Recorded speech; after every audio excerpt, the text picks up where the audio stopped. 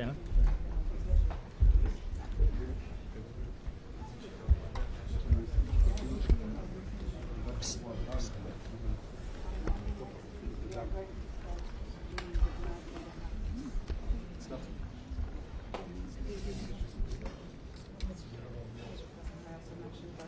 Grandmother who lived for 20 hours with Hamas in her house. My son was in the rescue team. She saved her. My parents, both of them, was over 20 hours with 5 terrorists inside the house. They've been made massacre around the streets. We have a lot of friends, neighbors, police officer that was murdered by them to save my family. And I was able to stay alive and try to rescue them. And my mom, with a great bravery and street smart, was able to stay focused.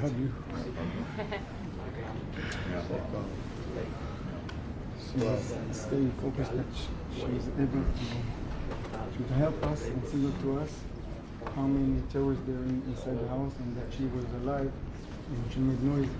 That we will figure it out. And the SWAT team, after over 20 hours, they broke into the house, killed 5 terrorists, and saved my parents with no harm at all. It's a heroic story of them.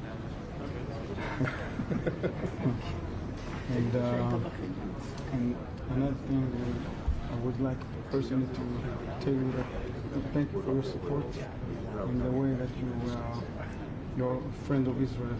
And I appreciate it. Thank you so much. Thank you so much. Mr. President, if I may, this is the young woman I was telling you about who saved people in her house. Her name is Inval. She's very embarrassed. שהיא ממש החיוך שלך מאיר את כל החדר. אני נלחמתי עבור הקיבוץ. I fought for my kibbutz. עבור המשפחה for my family. 600 תושבים. 600 inhabitants. ניצלו בזכות and they were saved because of her, thanks to her. I'm very excited and I'm very honored to meet you. Thank you. Yes, I know.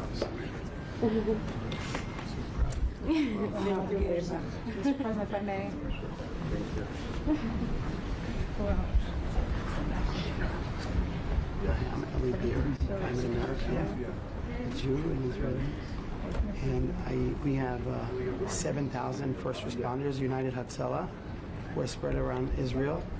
Our response is usually 90 seconds, and we were there in the first moments seeing the atrocities that happened. We saw women that were raped and then murdered, children, little babies that were torn around, taken away from their parents, murdered in front of their parents, heads chopped off.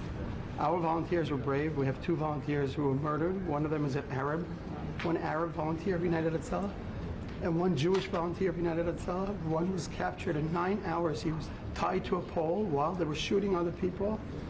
And we have 2 volunteers who are in Gaza now, captured by the terrorists, and 8 volunteers injured.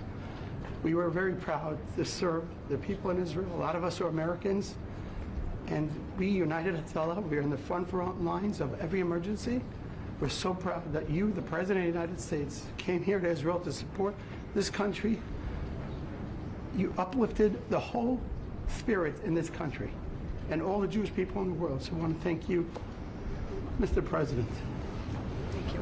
Thank you. Thank you for what you do. Thank you. Love you. Yordana Koka moved here from New York 8 years ago from a physician in pediatric emergency medicine.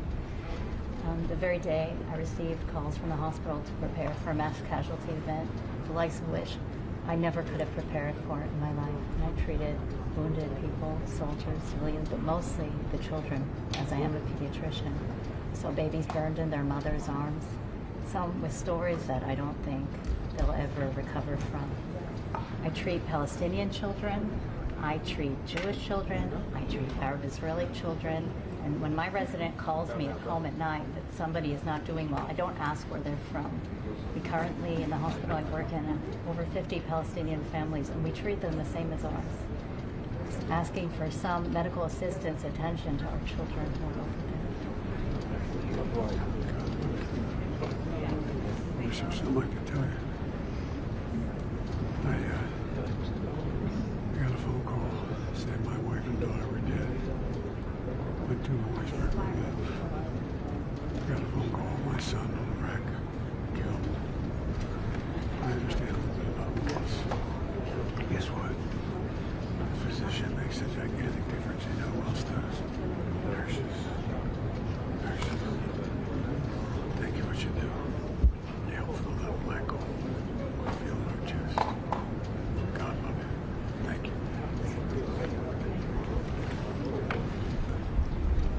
Mr. President, my name is Dr. Mo Farid, and first of all, I would like to thank you for this unprecedented support in Israel. I deeply appreciate it.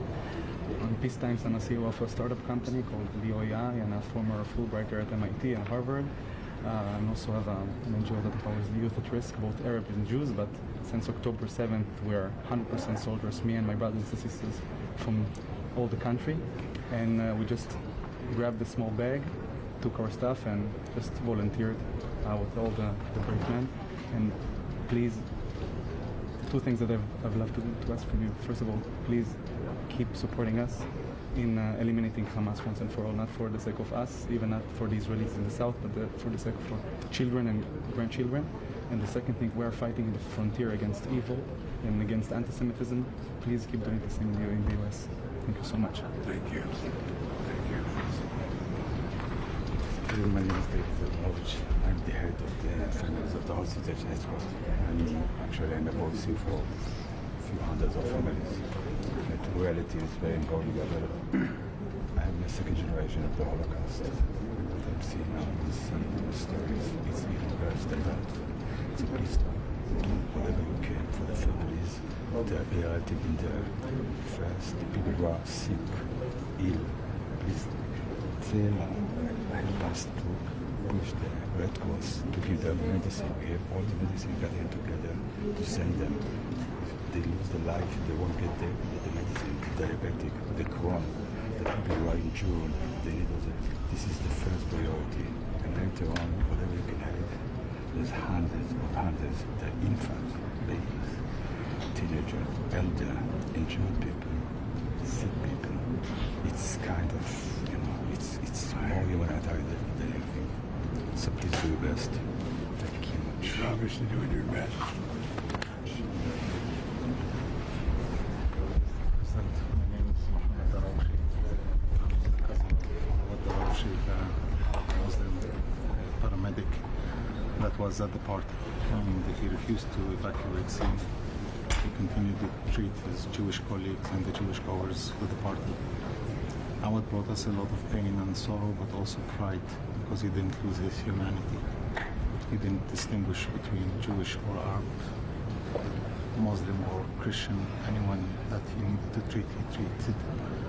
That's the legacy of our family. And in my day job, I work to bring Jewish and Arab teachers to work together, and Arab and Jewish youth to meet with each other, usually for their first meeting. But we're proud of his legacy. And My father would look at you and say, son, you got good blood. thank you. And if needed, we'll do it again. Thank you. Thank you. Mr. President, thank you so much for coming here and encouraging us. I'm here wearing three hats. The first is that I lost two of my brothers-in-law. One of them is the citizen of the U.S. as well, a great warrior, a colonel that died in the first day of the war. The other one is the son of a woman, my mother-in-law, who has lost her husband 50 years ago on the same date in the Yom Kippur War. Both of them were heroes who were fighting on Israeli land in the cities and villages to save civilians.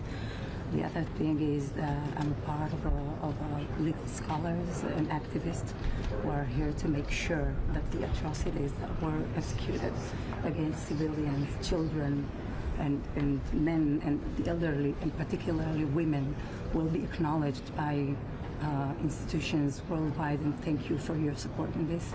And the last one is that I'm president of an academic college in the South, and that the academia in Israel is now having 200,000 of our students fighting for our safety, to be able to get back to higher education as a hope for Jews and Arabs alike, where I have 35% of my students Bedouin from the Negev.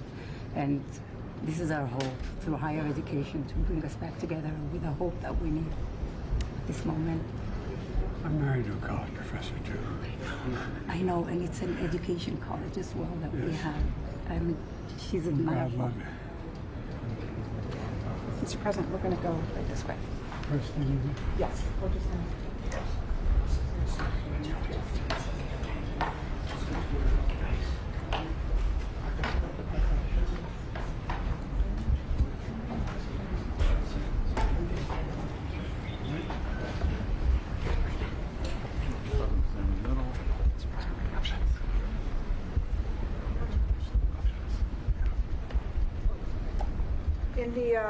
in the minutes and in the hours and days that followed the October 7th terrorist attacks, there were images and stories that emerged of horror and, as you said, Mr. President, that were unimaginable. But what also emerged were stories of heroism and of survival and of incredible hope and people coming together in community and national service. And Mr. President, Mr. Secretary, the folks that we have gathered with us here today are representative of all of that and representative of the unity and the resilience of the Israeli people and the light that is shining through this incredible darkness. Mr. Secretary. I've had the opportunity to meet so many Israelis over the last few days that I've been in and out of Israel. I've heard the stories. I've heard about the lives lost and changed forever. We know that virtually every Israeli has been touched by the bloody hand of Hamas. But what I found is a nation that's united, yes, in grief, but also united in resolve. And we know the pride that Israel takes in the ability to defend itself by itself, but as we want to make very clear, you don't have to do that because we're here. We're here too, to make sure that you're able to defend yourselves and to deal with something that is, I think, on a basic human level, almost unimaginable. So hard for any of us to process or to understand, but it's been so important to meet and talk to so many of you because that's what makes it real. And no one understands that better, no one feels that more than the President of the United States. Mr. President. Folks, there's an Irish poet named William Butler Yeats, and he wrote a line. He said, "Too long a suffering makes a stone of the heart. Too long a suffering makes a stone of the heart." The thing that I found in just this real quick meeting with all of you is none of your hearts have turned to stone yet. Every one of you talked about what you have to do. Every one who talked to you about having to reach out. Talked about whether or not they're a Jew or a Muslim. Reach out. And,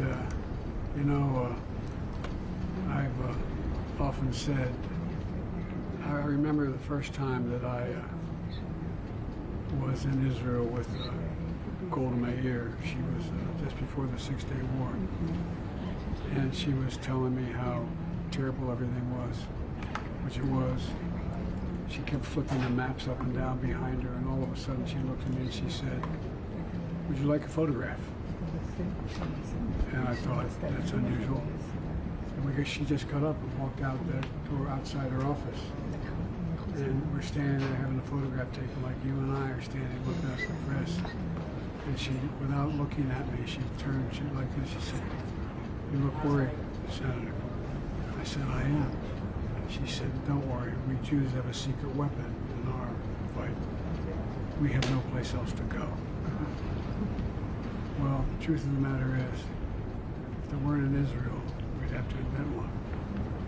The truth of the matter is that I believe that, as I went home and said, I got in trouble at the time, but it's true. You don't have to be a Jew to be a Zionist. You don't have to be a Jew to be a Zionist. And I think the security and safety of Jews worldwide is anchored in the continued vibrance of the state of Israel. That's what I think it's about at its core. And so I've admired you all, this country for so long. And I'm convinced that the more people know your responses to what's happening, as opposed to just what war and peace is about, the more they're going to be kind of embrace Israel. And but a lot more to say, but I'd like to talk to you in private if I can.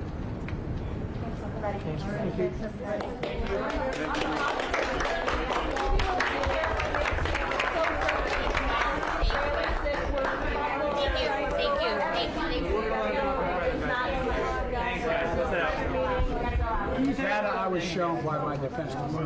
Thanks, guys. Thank you.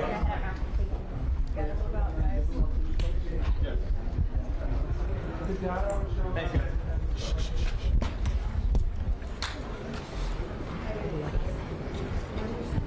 guys.